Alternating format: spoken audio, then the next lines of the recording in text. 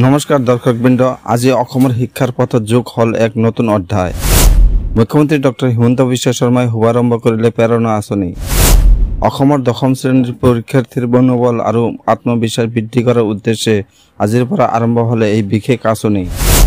এই আঁচনিৰ অধীনত হাইস্কুল শিক্ষান্ত পৰীক্ষাত অৱতীৰ্ণ হ'বলগীয়া প্ৰতিগৰাকী পৰীক্ষাৰ্থীয়ে মাহে ৩০০ টকাকৈ অৰ্থ সাহায্য পাব।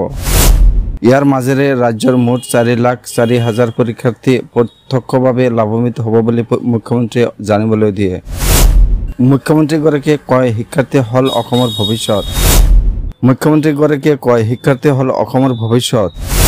তেওঁলোকৰ পৰীক্ষা প্ৰস্তুতি যাতে সৰল, সহজ আৰু অনপীড়িত হ'ব, সেই উদ্দেশ্যেই প্ৰেৰণা আঁচনি আৰম্ভ কৰিলোঁ। সামাজিক মাধ্যমত মুখ্যমন্ত্ৰীয়ে স্পষ্টভাৱে উল্লেখ কৰে, প্ৰেৰণা আঁচনিয়ে আমাৰ ৪,৪,০০০ ছাত্ৰ ছাত্ৰীক আত্মবিশ্বাস, উৎসাহ আৰু প্ৰশিক্ষণৰ সময়ত প্ৰয়োজনীয় সহায় প্ৰদান কৰিব। আজিৰ দিনটোৱে অসমৰ শিক্ষাৰ ক্ষেত্ৰত এক গুৰুত্বপূৰ্ণ শুভাৰম্ভণি চিহ্নিত কৰিলে। বন্ধুসকল, অসমৰ শিক্ষাৰ গুণগত উন্নতিৰ দিশত এই আঁচনি এক প্ৰশংসনীয় পদক্ষেপ।